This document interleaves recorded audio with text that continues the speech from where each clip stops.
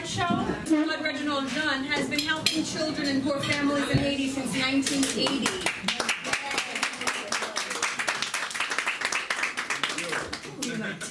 He and his brother have paid for thousands of kids' education, and he's planted about 100,000 trees himself with people, you know, that he orchestrated. And he feels like he was put on this planet in this life to help his country. Hey, Leslie, it's just really loud around here, so your voice doesn't get to us. Can you ask the people in the yeah, bring him to be quiet, please? In the shut up in the kitchen. Sorry. Thank you, JJ. You're welcome. JJ, you want to come this way? Okay. So prior to the earthquake in 2010, Reggie had several orphanages that were a little bit different than what we have now. They were basically storefronts where he put people in there to provide schooling for some of the children that are abandoned on the street. In the Port-au-Prince area, there are about 300,000 children abandoned living on the street. So he had several of these storefront schools for them, and he would give them a meal a day. And when the earthquake happened in 2010, there were hundreds of children running around the streets in Haiti, and he and his staff gathered 137 children and brought them to a piece of property that he owns by the airport. A lot of volunteers came and helped organize this into the Future of Haiti Orphanage. They decided because the rainy season was coming, instead of getting flooded, they would move everything to Reggie's home, because Reggie came to Florida with his children, not knowing after the earthquake if they would have schools available. And so that's how this started in Reggie's home. Now, we started a humanitarian school for those children at the orphanage. And about a little over a year ago, Reggie was a college teacher in Haiti for 23 years. And education is, as we all know, the key to success. He said, let's do a survey of all the surrounding area and see how many children are not having school right now, because they don't have public schools like we have. You know, if you happen to be in the 20% or above that are middle class or above, you can afford to pay for school. Otherwise, you know, you're lucky if your children can get an education. So we hired 5 people. We gave them T-shirts and clipboards.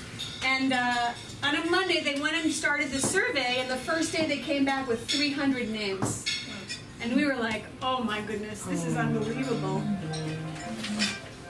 Having hearts bigger than our brains, we took them all and decided we would somehow provide accommodations for them for school.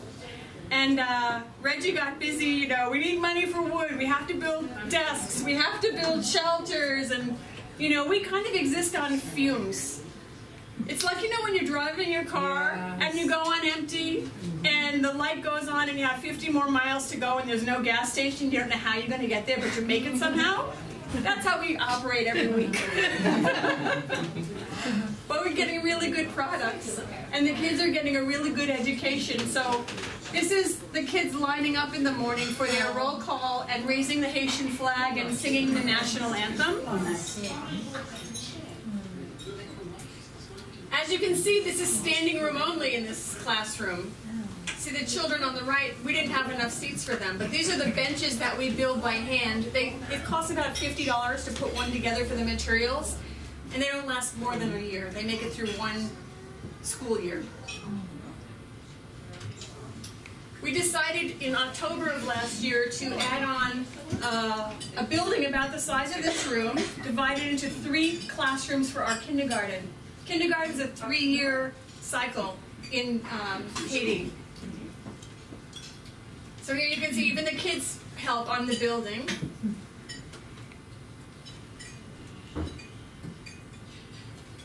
And this is what it looked like at the end. It's not quite finished painting, but we had our 3 kindergarten classes here. And Reggie was like, by Thursday they're going to be studying in there, and we made it. He was up all night, as like last night, but he gets things done.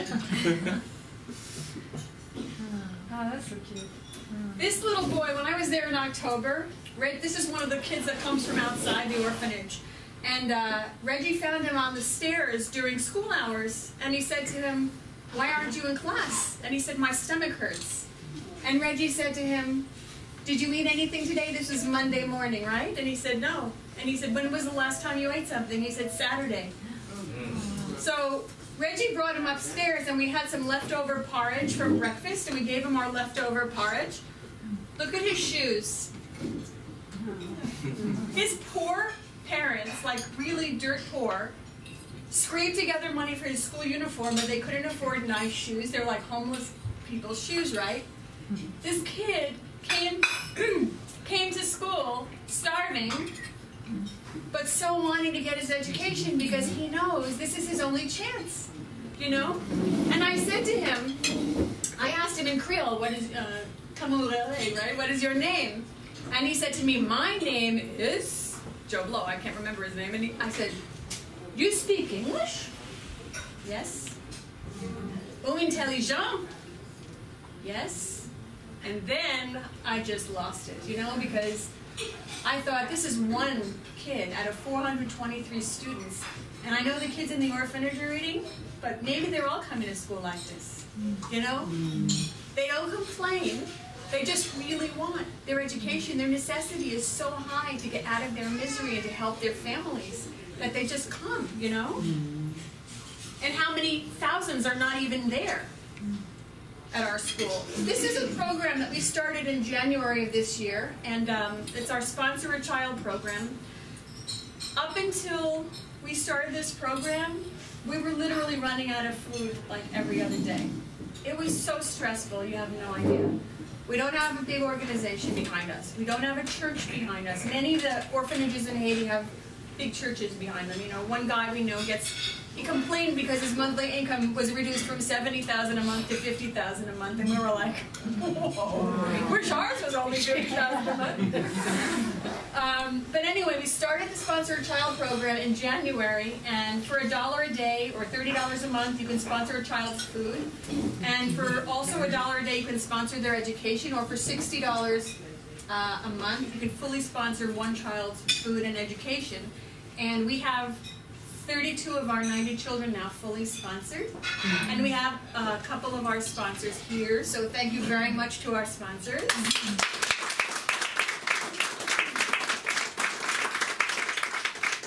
Not only is this providing financial stability for us, but this is creating a real emotional bond with the sponsors and the children. When I went there in May, not only did the kids know they were sponsored, but they knew the names of their sponsors. I had kids saying, Leslie, can I talk to Judy? I'm like, you know your sponsors? Oui, yes. You know?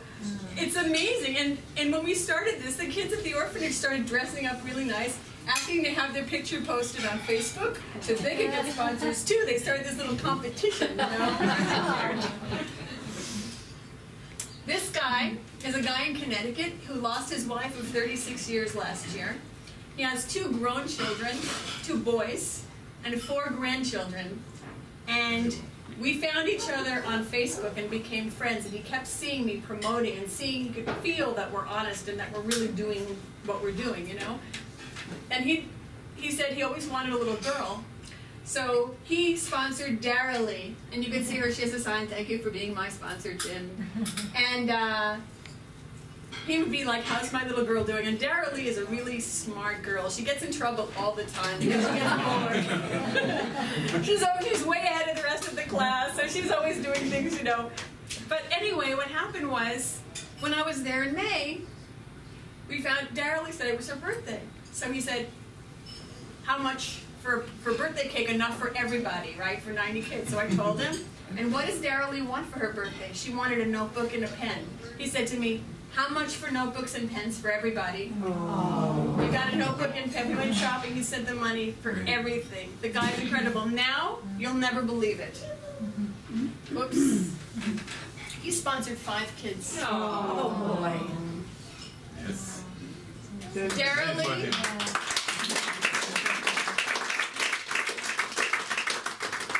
And he's really into it. He's like, these are my new daughters, and you know.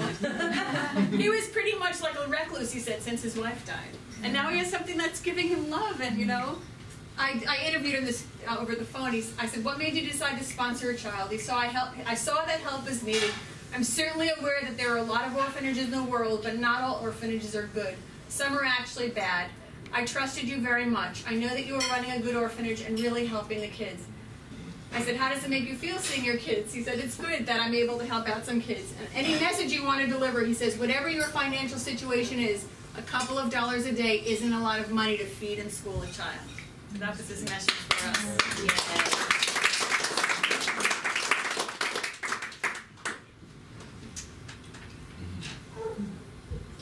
I love these kids. Joanne Pucci. This is Joanne's sponsor. Yes. Delphine is one of our sponsors. Where are you? There's Delphine. She's helped a lot. Thank you, Delphine. Joanne's my neighbor. Leslie, what about Michael? I didn't get everybody up. We have 3 other sponsors at least that I didn't find the photos in time for. Pardon me, I had technical difficulties with this new computer program. But I want to acknowledge, Michael, where are you? Michael? Michael?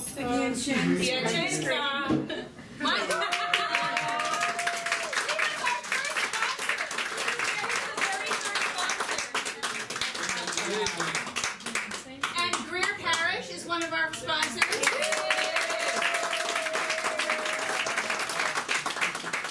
And McLean is one of our sponsors.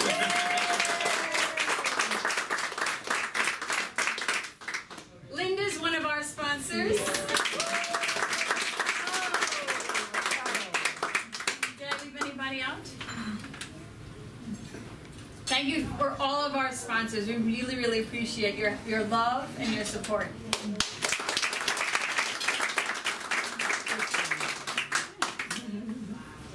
So these 3 women came from England in May, and the one in the middle, her name is Parveen Smith. She had a radio show in England. She's a very spiritual lady, and it was called Celestial Radio. She just ended it after 5 years, but she interviewed us about 4 times over the last couple of years, and we became friends.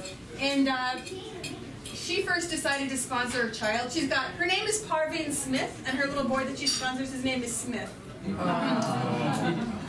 And she decided to form a UK FOHO. And they have done a lot of fundraising for us, and in a minute I'll show you some of the things they helped us buy, but they actually, Anne-Marie on the left and Zoe on the right, are with their sponsored children that they got to meet for the very first time in May. They had already been sponsoring them for several months.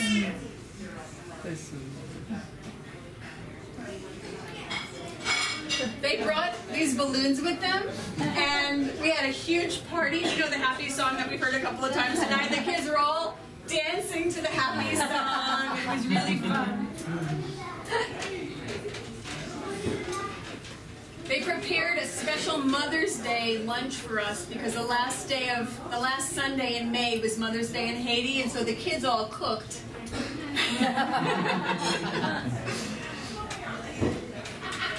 So their parents are. Some are real, 100% orphans. Some of them have a single parent that's just too poor, and some of them do have 2 parents. But like one of the kids comes from a very high crime tent city. He has 8 kids in his family. They live in a tent. Neither of his parents work. They don't have jobs. There are no jobs, right? And they were starving. They weren't getting any education. So that's Oldie. He's the only one in his family getting a good education right now. And he's like their hope.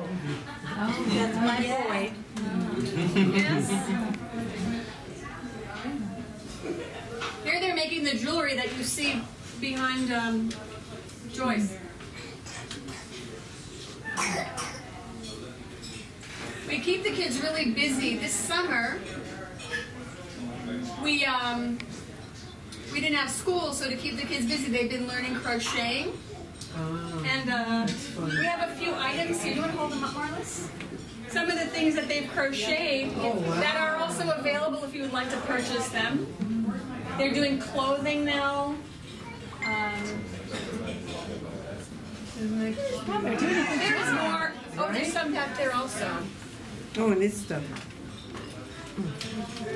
One of our goals for the kids, in addition to education, is to become self-sustainable as an orphanage, and also for the children to become self-sustainable as citizens, to be able to support themselves. It's a skirt. It's upside down. Oh, Sister. Wow, that is amazing work. Cool, huh? Yeah. very cute. They're doing really nice work. Yeah, beautiful. What's that last one? Is that a little blanket or? In the middle of the table. Oh, On the table, like, yeah. Wow, that's awesome. yes, very nice. So this is just to tell you that this year, particularly after 4 years, the earthquake was in 2010. These were our first 20 graduates of the 3-year kindergarten program. And it's a really, it's a big deal for them in Haiti. Like, it's a big milestone to graduate kindergarten and to go on to the school where the big kids go to, They learn all the basic things that kids here learn in kindergarten, preschool, But, and these children, we just sent 45 of our students, not all from the orphanage, combination from the orphanage and outside the orphanage. 45 of our students went to take their national exams in Haiti, and all the students that came from the orphanage passed. Only 7 didn't make it. So it's a pretty good, statistic. What's the national exam? It's to go like from elementary to junior high or junior high to high school, that kind of thing, to the next big level of education. Equivalent to FCAT is government state exam. Yeah. Like the FCAT, kind of, his government exam. Here are some of them with their certificates. So I'm sorry for the question, but what happens when a kid is not sponsored? I mean, what's the difference? It's on their shoulders. That's what he's saying. It's on our shoulders, that's all. And the kids know that they're not sponsored. They're really... They don't have books. When they're not sponsored, they don't have books. They have the school. They don't have everything, anything. So they just study with others or copy the lessons. It's harder for them, but they make it anyway. They do. God bless them.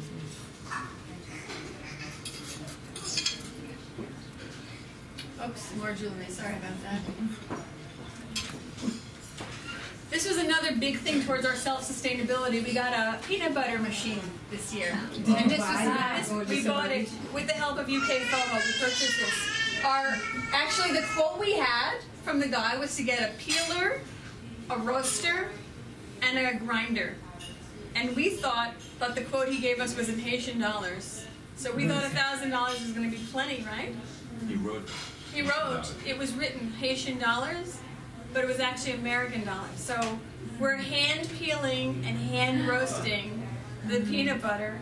And this is just the day that it arrived. I took a lot of pictures of, getting it off the truck and getting it all set up and getting taught by the man how to do it. This is Noe on the right. This is a child that Reggie raised from when he was about 5 years old.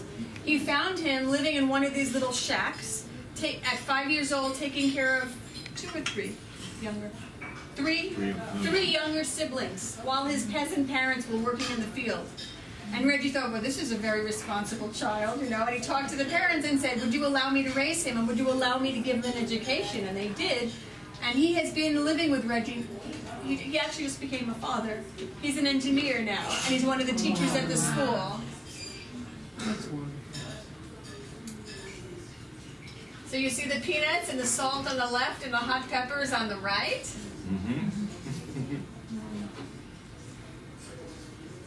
Can you speak up a little bit so that we can hear you in the peanut gallery? Is that Michael back there? So this is the peanut butter. Oh, it's called mamba in Creole. And there you see Reggie sampling the first batch of mamba. Cassava. And now we even have labels. Oh, hi, Reggie. Organic mamba. Awesome. Isn't that cool? What's the kid's idea? The kid in the middle that has his hand in the pail, that's Dudley, D-O-D-L-E-Y. That kid is brilliant. That is like probably one of the highest IQ kids in the orphanage, and he is such a sweetheart, such a lovely guy. And so you're there to. You said something, or I read it, that you're raising them to be The next generation of leaders. Yes. Yes, I love that. that's what our idea is, because, you know, it's hard to get into government and start changing the government, but if you can Right. raise, in 10 years you have, you know, maybe the next mayor of Quadibouquet, where our orphanage is, and they have ethics and morals, and they're Right. trained to do what's right, Right. you know? Exactly.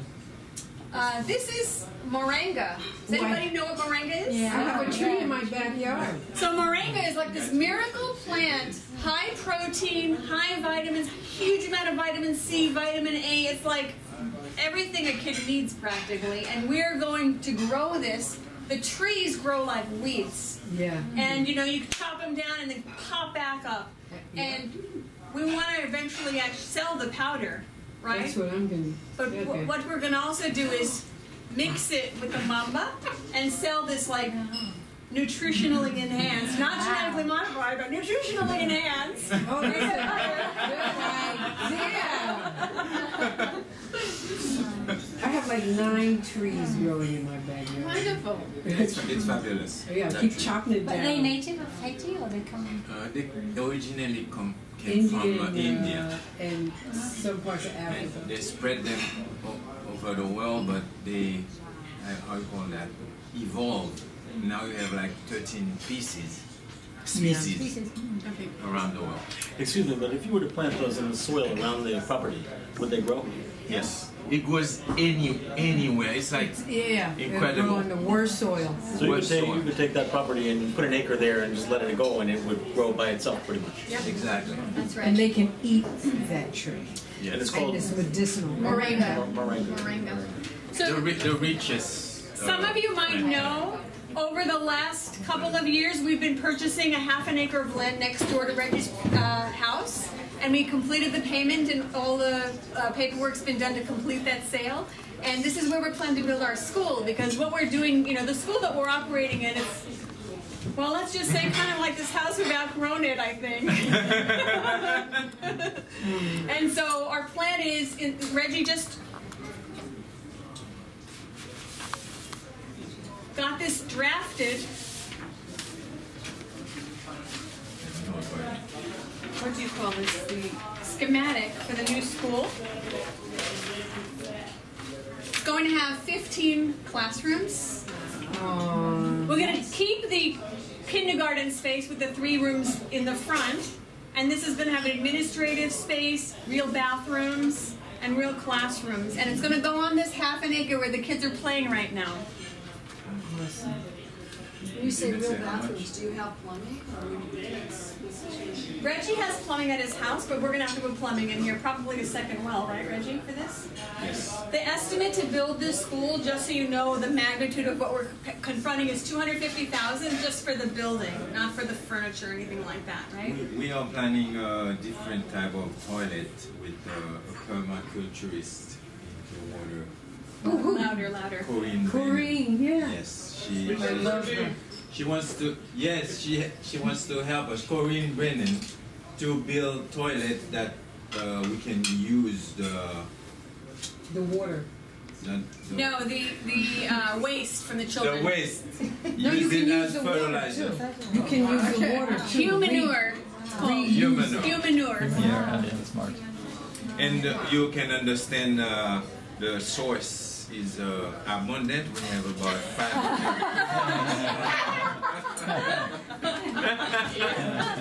It would be a total waste not to.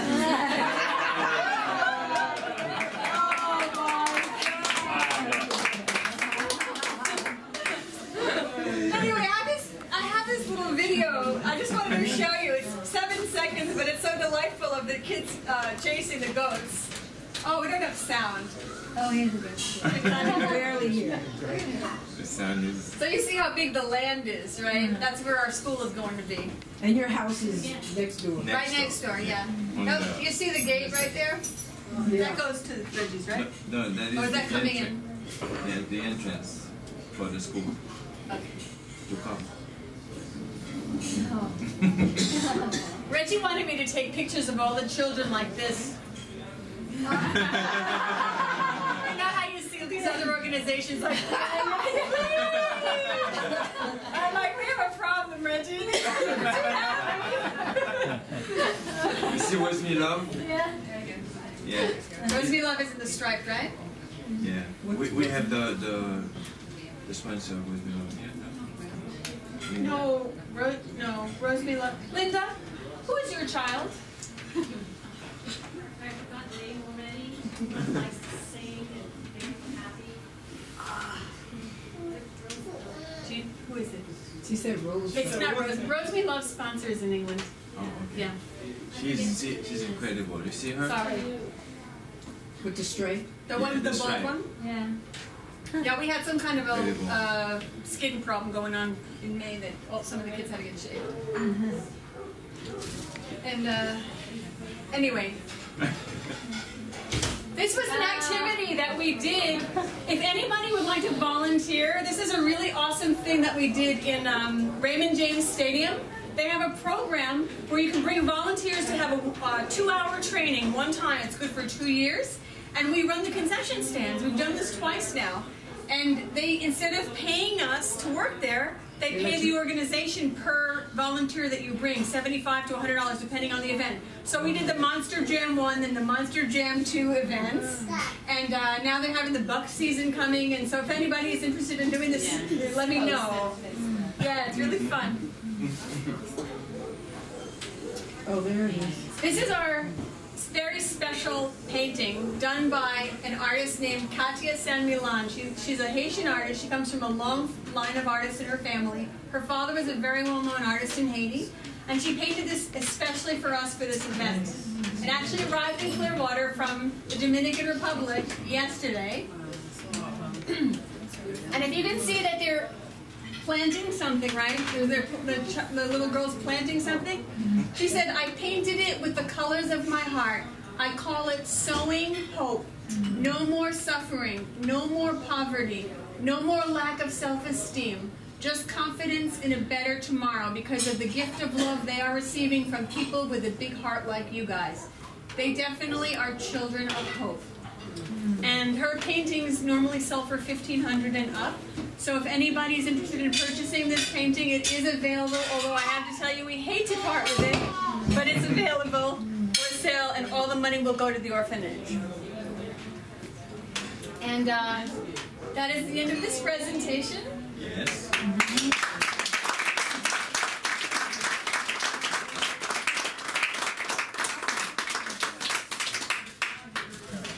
Now we have a very special guest speaker. Reverend, would you tell us a little bit about yourself? Well, good evening and thank each of you for coming tonight.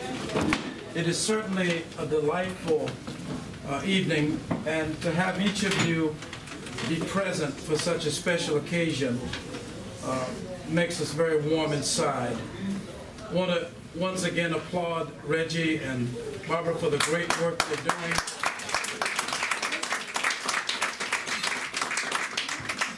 When I was 12 years old, I went to Greenwood, South Carolina with my grandmother, and I attended a little schoolhouse called Westside Elementary. I like to read. So I went to the library one day and I picked up a book with a picture of a man, a black man, in military attire on a horse, Toussaint Louverture. I read the story of Toussaint Louverture and my life was never the same. I fell in love with Haiti at 12. This great people who are responsible for so much that has made this country what it is today. Many of you may not know, but because the Haitian people routed Napoleon's army in their fight for independence, we were able to get the Louisiana Purchase because the French needed money and the Haitians had depleted them of precious resources. And as a result of that fight for independence, this country was able to purchase Louisiana from the French. If you ever visit Savannah, you will see statues of Haitians who fought with us in the revolution to bring about this nation's independence. They helped us to defeat the British. And so, in a very real sense, we have a historical obligation to these great people because they played a very pivotal role in the development of this nation. If we think of the Haitian people as poor, illiterate, and lacking industry, we would be wrong. They are impoverished, but there are reasons for the poverty. It has to do with a nation that has often been under siege. Because at one time, Haiti was called the Pearl of the Antilles, because it was the richest colony in the Western world. But because of being under siege by foreign armies, including our army, the nation has become impoverished. Because of natural disasters, the nation has become impoverished. But these great people who, through their own resilience and audacity of hope, have stood strong and creative against indomitable odds. They've enriched this part of the world and are a very pivotal and critical part of the revolutionary spirit. Because the Haitian people said, we are a black people from Africa, but we are a proud people and we ought to be free. And because of their thirst for freedom, they were the first independent colony to break away from European domination. And there are people in the Northern Hemisphere who sought to punish this island because they dared to be free. But there's something about the creativity and the depth of spirituality of the Haitian people that we all can learn from.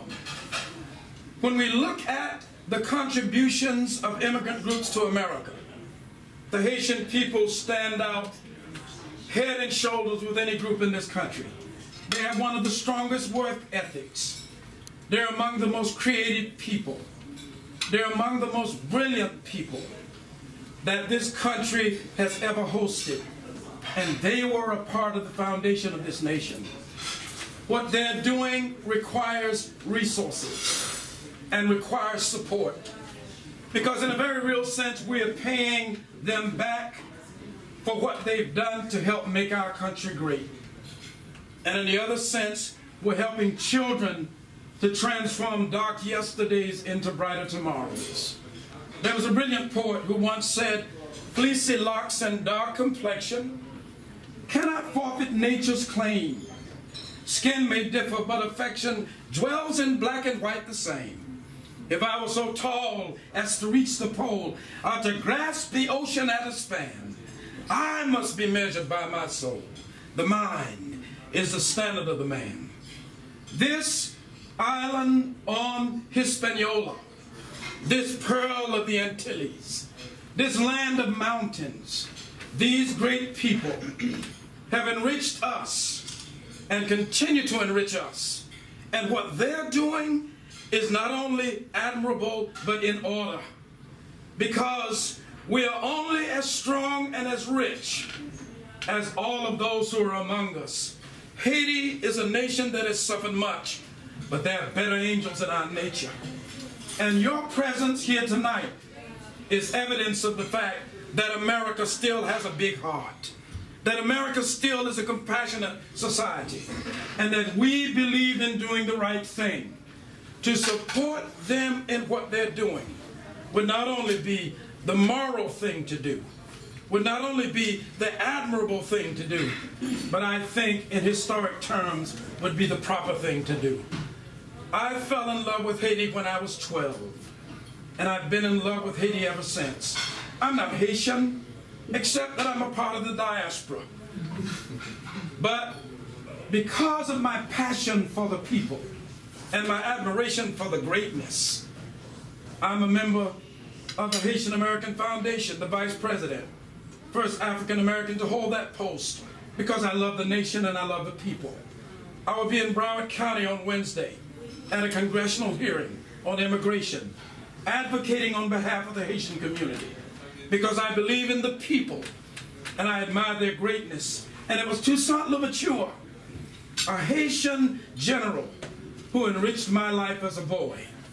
And I've been a better person ever since. And if we help these children, we will not only enrich Haiti, but we will enrich ourselves. Because this pearl of the Antilles, once the richest colony, is still rich in spirit, is still rich in creativity, and is still rich in strength. In spite of the odds, they continue to grow and to thrive and to develop. And what they're doing is what all of us must do to some degree.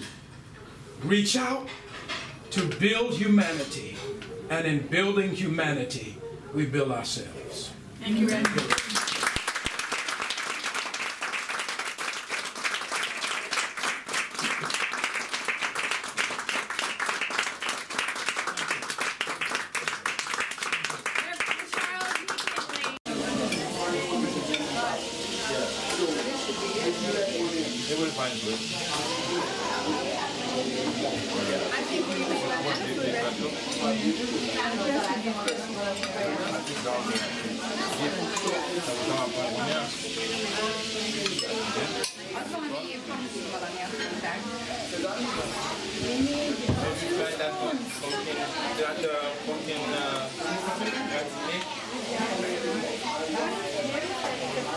This is codfish.